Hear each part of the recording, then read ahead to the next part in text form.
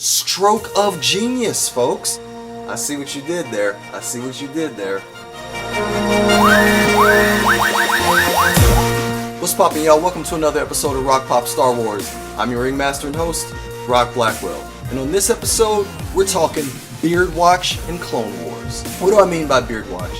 Well, just recently, Mark Hamill, aka Luke Skywalker, has posted a picture of himself on social media shaving his contractually obligated beard, which means he had in his contract that he had to have a beard to be Luke Skywalker. So does shaving it mean that he won't make it past episode 8? No, not at all. He actually goes on to tweet out that he will be in episode 9, so not to worry. So, spoiler alert, Luke Skywalker doesn't die in episode 8, which I'm glad to hear about.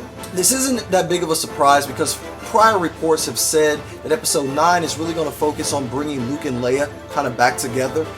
So, yeah, we had kind of heard it, but this just really confirms it. Although, does that mean he won't have a beard when it comes to episode 9, or is he going to grow his beard back? We shall see. The other thing that we're talking about is characters crossing over from movies to TV. Sure, of course, in order to have a TV Star Wars, you have to use characters from the movies, or at least based on the world created by the movies. But for the first time, as far as I'm aware, we're going to have one of the TV characters bridge into the movies. For those of you who don't know it, Forrest Whittaker, who's going to be in the Rogue One movie, in this upcoming one, he's playing a character named Saw Gerrera.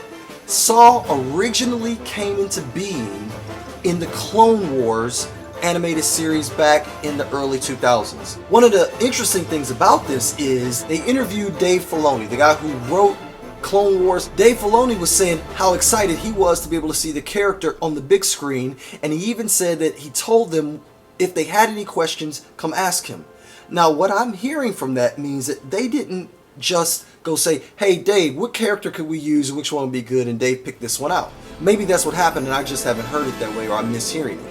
The way I'm hearing it is they've gone through the lore that they have the IP to, pulled this one out, and Dave gets wind of it and is like, hey, I have some really cool backstory for this character if you want to know. Which tells me that they were purposefully trying to find something that would bring connective tissue to what's gone before, not just in the big movies, meaning the original trilogy or the prequels, but also in what's gone before in the animated series, bringing that into the canon of the movies. That's pretty awesome, and I'm glad to see that as well as a Star Wars fan. Lastly, I want to talk about some fan-made Rogue One advertising. That's right, Star Wars Rogue One held a competition. I don't know how or what they did, but they did, and they brought together some fans to make advertising for Rogue One. What they came up with was a series of using the toys as characters for their series to advertise both the toys and the movie. Stroke of genius, folks. This is a stroke of genius.